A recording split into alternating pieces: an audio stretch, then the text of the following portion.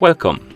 In front of me I have Suunto Ocean and I'm gonna show you how to change the language on this watch.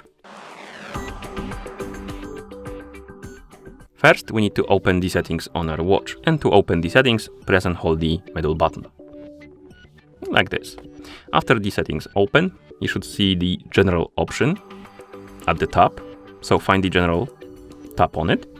Here, scroll down and find the language option, and once you find it, tap on it, and then tap on language again. And now you should see the list of languages on the screen. And you can scroll through this list, find the language you would like to use. Once you find it, tap on it, and the language will be applied. And then you can swipe right on the screen to go back to watch face. And that's how you adjust or change the language on this watch. Thank you for watching.